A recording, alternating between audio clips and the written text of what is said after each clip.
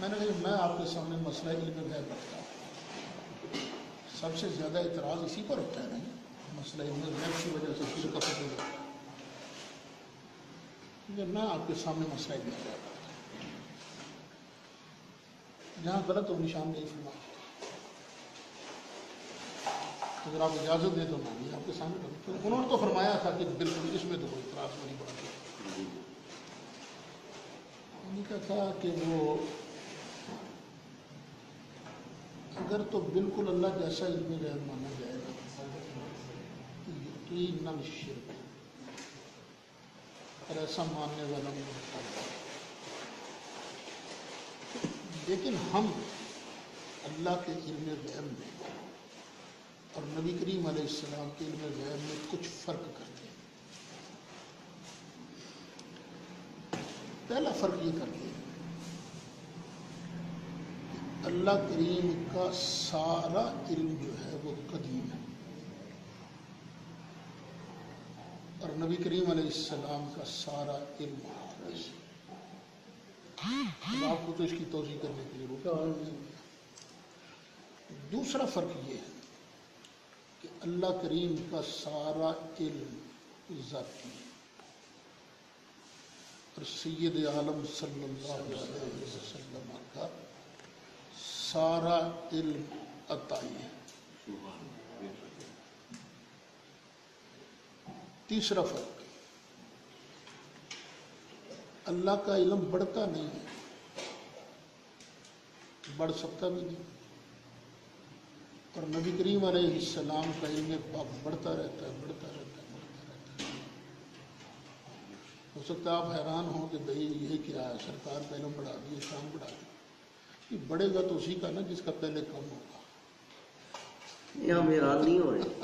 نہیں، عوام سے جب میں تقریر کرتا ہوں جب وہ تقریر کرتا ہوں نا پھر میں عوام سے یہ بات کہتا ہوں. اللہ کو مجھے کہہ دو. اللہ کا علم تو بڑھتا ہی نہیں. چوتھا فرق یہ ہے کہ نبی کریم علیہ السلام اگرچہ الرؤوف ہیں، رحیم ہیں، رحمت للعالمین ہیں، ان ساری شانوں کے باوجود ہم نبی کریم علیہ السلام کو رحمان نہیں کہتے. رحمان ہم اپنے اللہ کریم کو کہتے ہیں صرف اور صرف.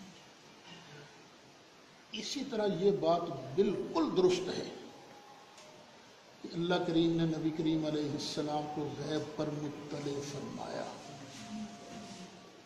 سرکار پر غیب کا اظہار کیا. نبی کریم علیہ السلام کو علم غیب عطا کیا. نبی کریم علیہ السلام نے کروڑوں غیب کی خبریں دیں. لیکن ان سب کے باوجود ہم نبی کریم علیہ السلام کو بغیر تعویل کے عالم الغیب نہیں کہتے. عالم الغیب بغیر تعویل کے صرف اللہ کریم. باقی اذان کے بعد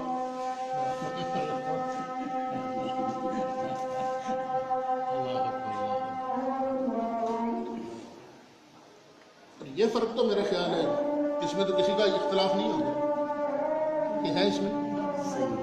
ہاں جی، ابھی تو ہم آپ کی بات سن رہے ہیں. یعنی اور میرا ہے جتنے بھی جو سمجھ آئے گی عرض کر دیں گے.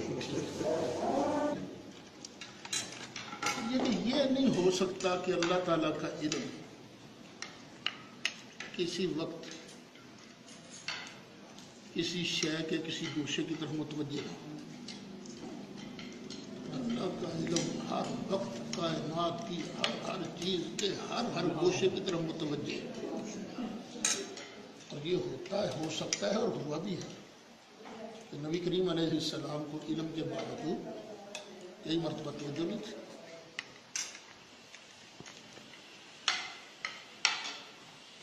پھر ایک فرق ہے، اللہ تعالیٰ بھولتا نہیں. کوئی لاکھ تل لگا لے اللہ کو بھلا نہیں سکتا. سرکار ویسے تو نہیں بھولتے تھے لیکن اللہ بھلا دیتے تھے. اب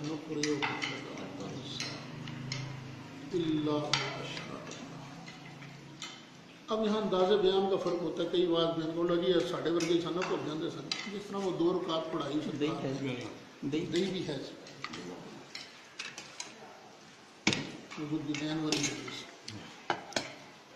کہتے ہیں صرف انداز بیان کا فرق ہے. بات وہی کی ہے. سرکار فرماتے ہیں لست انسا ولکن انسا لاسو. ہمیں کہا جاتا ہے کہ یہ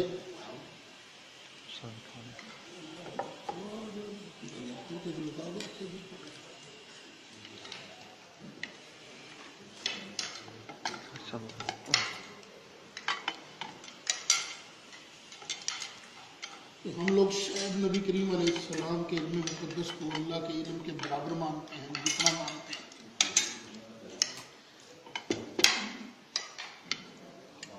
ہم تو یہ بھی نہیں کہتے کہ اللہ کے علم کے مقابلہ میں سرکار کا علم ایک ایسا ہے قطرے کی طرح ہے اور اللہ کا علم ایک سمندر کی طرح ہے. قطرہ بھی محدود، سمندر بھی محدود، اور اللہ کا علم تو اللہ محدود. پھر یہاں ہم آگے رک جاتے ہیں. اتنا ماننا تو ضروری ہے کہ اللہ نے نبی کریم علیہ السلام کو بے شمار غیب کی باتیں عطا فرمائیں. علم دیا کہہ لیں، مطلع کیا کہہ لیں، جو لفظ بھی کہہ لیں، نتیجہ یہ کیا سرکار کو پتہ تھا. اب اگلا درجہ آتا ہے علم ما کان و ما یکون. ہمارے نزدیک یہ درجہ قطعی اللہ نے سرکار کو علم غیب دیا، غیب پر مطلع کیا، لیکن اگلا درجہ قطعی نہیں ہے. کیونکہ ہمارے خود علماء اہل سنت مولانا مرزا خان اعلیٰ حضرت نے لکھا تھا اکثر علماء علوم خمس کا علم نہیں مانتے سرکار کا علم، اور اکثر علماء جو ہیں وہ علم ساتھ نہیں مانتے. صحیح مانتے ہیں، ہمارے پاس اپنے دلائل، لیکن جو نہیں مانتا ہم اس کے ساتھ نہ کوئی جھگڑا نہ کوئی نزاع. اس کے ساتھ ضرور نزاع بنتا ہے جو یہ کہے کہ رسول کو غیب کی خبر ہی کوئی نہیں. اس کے ساتھ ضرور جھگڑا بنتا ہے جو یہ کہے کہ انبیاء علیہ السلام غیب پر مطلع ہی نہیں ہے. باقی یہ ہے ہمارے اس مسئلے پر تھوڑی سی جی اب فرمائیں سمجھنے کے لیے اصل میں کہ یہ تو آپ نے اپنا موقف رکھا ہے نا. میں یہ چاہ رہا ہوں کہ آپ فریقین کا موقف رکھ دیں کہ آپ کی علمی شخصیت کی وجہ سے، تاکہ ہمیں اس کے سمجھنے میں بالکل آسان ہو. یہی موقف حضرت کے ابا جی کا بھی ہے. اگرچہ پوری کتاب لکھی اتنی موٹی ازالت الریب، اتنی موٹی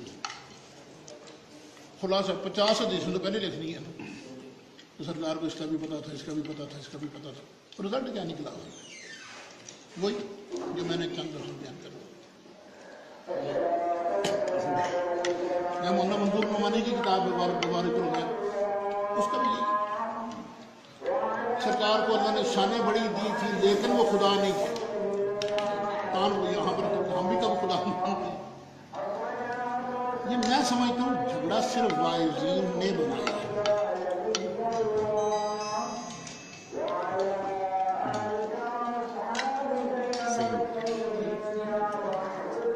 یعنی آپ سمجھتے ہیں کہ یہ فریقین ہی کا موقف ہے. بالکل، یعنی فریقین کا موقف یہی ہے. تو پھر جھگڑا یعنی دونوں جانب سے واعظین کا ہے. اور اگر اس سنجیدہ جواب دونوں طرف سے بات پر سائن کر دیں گے پوری امت اس کو قبول کر لے گی، بشرطے کہ اس کے پیچھے دلائل کی قوت ہو.